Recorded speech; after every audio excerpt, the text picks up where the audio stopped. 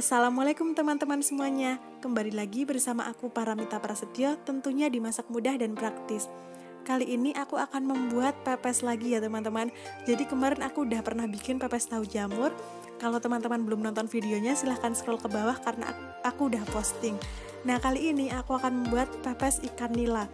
Ini gampang banget ya teman-teman dan hasilnya pasti enak banget. Teman-teman wajib tonton video ini, jangan sampai di skip karena bahan-bahannya juga nggak ribet.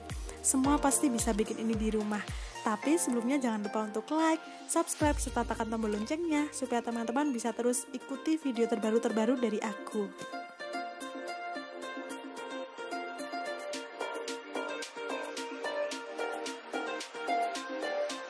Untuk bahan-bahannya yang pasti aku pakai ikan nila ya teman-teman. Ikan nila yang aku pakai adalah ikan nila merah. Tapi kalau misalkan teman-teman adanya ikan nila hitam nggak apa-apa, silahkan. Untuk ukurannya ini cukup besar ya teman-teman karena 1 kilonya isi 3 seperti ini. Kemudian untuk bumbunya di sini ada bawang merah, ada bawang putih, ada kemiri, kunyit, jahe, daun jeruk. Kemudian di sini ada 3 lembar daun salam, ada 2 batang serai, dan juga di sini ada ketumbar yang udah aku cuci. Ketumbarnya kira-kira 1 sendok makan. Lalu di sini ada 2 buah tomat, ada cabai rawit merah, ada cabai keriting merah. Kemudian di sini ada kemangi. Nah ini kemanginya seger-seger banget karena ini aku petik sendiri dan kemanginya udah aku cuci bersih ya teman-teman. Selanjutnya untuk bumbu yang lain di sini ada garam, kemudian ada kaldu ayam bubuk. Untuk tahap pertama aku akan ulek dulu ketumbarnya sampai dia halus. Nah ini ketumbarnya udah aku cuci bersih ya teman-teman, karena aku emang udah terbiasa ketumbar, kemudian kemiri pasti selalu aku cuci juga. Nah ini aku udah cuci, kemudian sekarang aku ulek sampai dia halus. Nah, seperti ini kita ulek aja. Kemudian setelah ini aku akan memasukkan daun jeruk. Nah ini daun jeruk yang udah kita siapkan tadi langsung aja kita masukkan di sini. Kita bisa tambahkan garam supaya makin mudah menguleknya. Nah ini akan aku ulek dulu sampai dia halus. Nah, kita ulek seperti ini aja ya teman-teman. Kita tunggu sampai daun jeruknya juga halus. Untuk ketumbar dan juga daun jeruknya udah halus ya teman-teman. Sekarang saatnya kita masukkan bawang merah, kemudian kemiri, lalu bawang putih. Nah ini kita masukkan, selanjutnya kita ulek lagi. Tapi di sini aku juga akan menambahkan sedikit garam supaya nanti kita lebih mudah menguleknya. Karena bumbu-bumbu itu supaya mudah nguleknya itu diberi garam sedikit aja. Nah ini secukupnya aja. Oke, sekarang aku akan ulek bumbu ini sampai dia cukup halus. Seperti biasa kalau teman-teman males ngulek, teman-teman bisa pakai blender ya. Bawang merah, bawang putih, dan kemiri yang tadi itu udah halus. Sekarang saatnya kita masukkan kunyit dan juga jahe. Kemudian kita ulek lagi sampai tercampur semuanya. Jadi kenapa aku nguleknya bertahap? Supaya lebih mudah aja ya teman-teman. Nah ini teman-teman bisa lihat dia udah mulai cukup halus ya teman-teman. Ini masih aku ulek lagi supaya tercampur dengan rata. Setelah itu akan aku sisihkan dan aku akan ulek cabenya. Untuk bumbu kuningnya ini udah cukup halus. Sekarang akan aku sisihkan dan aku akan ulek cabai rawit merah kemudian cabai keriting merah. Jadi ini untuk bumbu kuningnya nggak aku pindah ke wadah lain karena nanti juga akan kita campur ya teman-teman. Nah ini aku sisihkan supaya lebih mudah aja nguleknya. Oke, aku akan ulek dulu cabai-cabai ini sampai mereka halus. Nah ini untuk cabai rawit merah kemudian cabai keriting merah udah halus ya teman-teman. Sekarang langsung aja setelah ini kita campurkan dengan bumbu kuningnya. Nah ini semestinya juga nggak usah dipisah-pisah seperti ini, nggak apa-apa. Ini cuma karena aku supaya lebih mudah aja untuk nguleknya, jadi emang aku pisah dulu. Nah ini setelah semuanya halus, sekarang tinggal kita campurkan lagi. Pokoknya kalau misalkan teman-teman males ngulek seperti ini, silahkan di blender aja nggak apa-apa. Kalau di blender juga nanti dia akan semakin halus ya teman-teman. Nah ini langsung aja akan aku campurkan antara bumbu kuning dan juga cabai yang udah aku ulek tadi. Nah langsung aja dicampur seperti ini sampai jadi satu.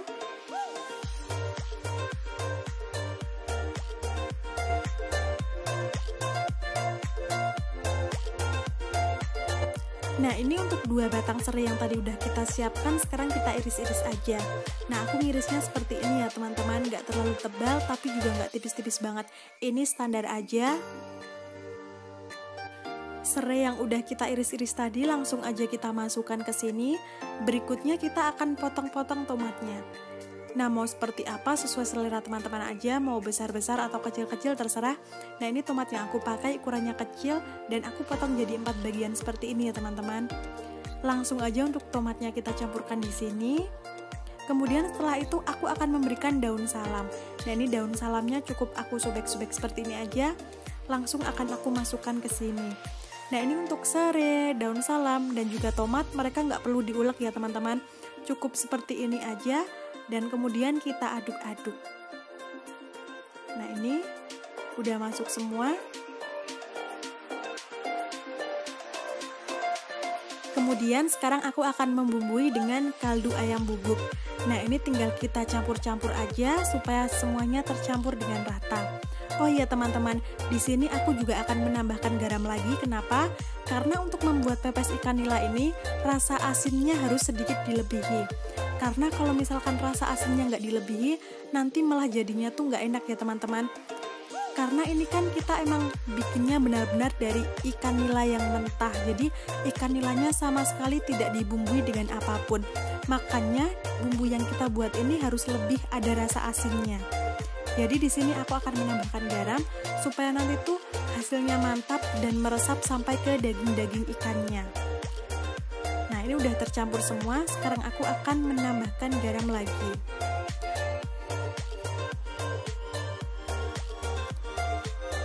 Nah, ini secukupnya aja garamnya akan aku masukkan, kemudian aku aduk-aduk lagi.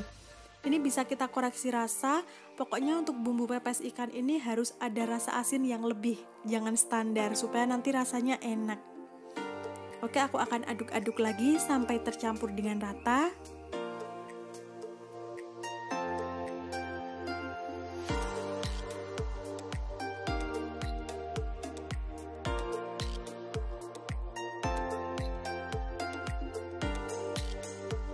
Untuk daun pisangnya aku pakai 3 lapis ya teman-teman. Yang pertama adalah bagian yang panjang, kemudian di sebelah sini adalah ukuran yang standar, kemudian ini yang paling kecil. Nah, seperti ini aja. Ini bumbu yang udah kita siapkan tadi. Sekarang kita tinggal lumuri ikan dengan bumbu-bumbu yang tadi. Nah, ini bagian dalamnya kita beri bumbu juga supaya dia rasanya tuh menyeluruh. Kemudian di bagian luarnya tinggal kita lumuri dengan bumbu seperti ini. Nah, kita oles-oles aja, kemudian kita beri bumbunya yang lebih banyak seperti ini. Kita balik, sama aja bagian belakang kita olesi. Kemudian kita beri bumbu yang agak banyak seperti ini. Nih, gampang banget ya ini teman-teman. Kemudian tadi kan kita udah menyiapkan daun. Nah, bagian bawahnya tinggal kita beri kemangi seperti ini. Ini kita letakkan di bagian paling bawah untuk daun kemanginya. Oke, daun kemanginya udah masuk. Sekarang kita bisa tambahkan bumbu yang tadi ya teman-teman. Nih, bumbu yang tadi dikit aja sama tomatnya. Kemudian ikan nilanya langsung di atasnya. Setelah itu ikan nila ini kita tutup lagi dengan bumbu. Nih, pokoknya usahakan bumbunya supaya merata. Nah, seperti ini. Nah, itulah kenapa tadi aku bilang asinnya harus sedikit lebih banyak, karena supaya benar-benar meresap sampai ke ikannya. Karena ikannya ini kan belum ada rasanya apa-apa ya teman-teman. Nah, kemudian bagian atas kita tutup lagi dengan daun kemangi. Nih, seperti ini. Gak apa-apa ya daun kemanginya banyak supaya dia lebih wangi dan lebih sedap rasanya. Nah, ini udah kita tutup atas bawah dengan daun kemangi. Seperti ini teman-teman bisa lihat. Selanjutnya kita tinggal gulung-gulung aja seperti ini. Kita gulung biasa aja, gampang kok teman-teman. Nah, ini kenapa kok aku daunnya 3 lapis, supaya nanti tuh dia tuh nggak sobek saat terbakar.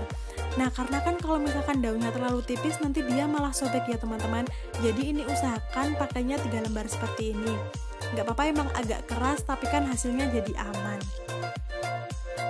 Soalnya kalau misalkan aku pernah bikin dan hanya pakai 1 lembar daun, nanti hasilnya malah tipis banget dan rawan sobek juga teman-teman.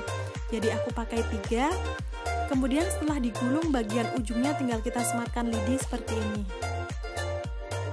Ini ujung yang satunya juga akan aku berikan lidi. Tapi untuk ujung yang satunya nggak aku lipat segitiga ya teman-teman, karena ini bagian yang tebel banget jadi emang agak keras. Seperti ini nggak apa-apa, udah aman. Nah, ini udah aku sematkan lidi. Untuk ukuran lidinya juga besar ya teman-teman, karena kan ini ukurannya besar, kemudian daunnya juga tebal. Ini ketiganya udah aku bungkus semua, udah jadi. Jadinya gede-gede banget segini, teman-teman bisa lihat. Di sini aku udah menyiapkan kukusan, dia udah panas, sekarang saatnya kita kukus. Langsung aja kita masukkan ke dalam kukusan. Ini kita kukus kurang lebih 30 menit ya teman-teman. Kita kukus 30 menit dengan menggunakan api sedang. Jangan menggunakan api yang terlalu besar supaya nanti semuanya tuh matangnya merata. Kita pakai api sedang aja supaya semua matangnya merata, kemudian bumbunya tuh benar-benar meresap dengan sempurna. Nah, kalau udah masuk semua, kita tutup dan kita tunggu 30 menit. Ini setelah 30 menit udah aku buka tutupnya. Sekarang akan aku angkat dulu. Ini adalah pepes yang udah selesai tahap pertama, udah kita kukus. Sekarang kita diamkan dulu supaya dia dingin. Kemudian kita bisa lanjut ke tahap berikutnya. Supaya simple, aku akan memanggangnya dengan kompor aja ya teman-teman. Nah, ini aku memanggang dengan kompor, kemudian atasnya aku beri loyang. Kenapa aku pakai loyang? Menurut aku kalau misalkan pakai loyang, dia tuh malah benar-benar apinya tuh seperti menyentuh sampai ke daunnya. Karena ini kan aku juga nggak pakai arang. Nah, kalau misalkan pakai teflon, dia tuh seperti pembakarannya kurang sempurna teman-teman. Jadi berdasarkan pengalaman aku, kalau misalkan kita nggak pakai arang, kita pakai kompor, kita bisa pakai loyang tipis seperti ini. Karena nanti malah pembakarannya akan sempurna. Nah, ini tinggal kita letakkan aja di atasnya. Kita panggang dengan api kecil aja. Seperti yang teman-teman lihat, ini aku bakar dengan api yang kecil aja, kemudian di atasnya aku beri loyang tipis. Nah, ini malah nanti hasilnya akan sempurna daripada pakai teflon, dia terlalu tebal. Teman-teman bisa lihat ya, ini baliknya. Nih, udah mulai terbakar ya teman-teman, udah terpanggang dengan sempurna banget karena ini loyangnya benar-benar tipis. Dia daunnya udah kecoklatan dan aromanya udah benar-benar wangi banget. Ini yang satu juga kita balik. Nah, ini udah terbakar dengan sempurna banget pokoknya teman-teman. Kalau pakai loyang, ini tips buat kalian ya teman-teman. Daripada pakai teflon menurut aku terlalu lama, mendingan pakai loyang tipis seperti ini. Hasilnya malah maksimal. Karena kalau misalkan mau pakai arang kan kelamaan ya teman-teman. Sebetulnya kalau misalkan mau dipanggang dengan arang nggak apa-apa, cuma kalau misalkan nggak sempet dan males nungguin menghidupkan arang yang lama itu, kita bisa pakai cara ini. Ini caranya simple banget dan hasilnya juga maksimal. Untuk loyangnya yang kehitaman ini nggak masalah, dia direndam air dengan sabun, nanti juga akan mudah terkelupas sendiri untuk hitam-hitamnya. Ini udah jadi, ketiga-tiganya udah aku bakar semua, jadinya seperti ini. Bener-bener harum banget, aromanya enak banget, smoothie-smoothienya tuh terasa banget teman-teman. Nah, ini hasilnya gampang banget, simpel banget. Habis ini teman-teman lihat ya, pas aku buka seperti apa, pasti sangat menggugah selera. Ini aku ambil satu, kemudian akan aku buka. Nah, ini masih panas banget ya teman-teman, jadi pelan-pelan aja. Nah, kita lihat isinya seperti apa nih. Kalau misalkan daunnya tebal, dia nggak akan sobek ya teman-teman seperti ini, tapi dia tetap akan terbakar dengan sempurna. Harum banget, enak banget. Nih teman-teman bisa lihat hasilnya. Wow, ini beneran matang sampai ke dalam, kemudian berbumbu sekali. Pokoknya enak banget, ditambah aroma dari kemangi, kemudian dari aroma daun yang dibakar. Pokoknya mantap banget teman-teman. Nah, ini benar-benar meresap sampai ke dalam dagingnya. Karena seperti yang aku bilang tadi, asinnya kita lebihi. Jadinya seperti ini.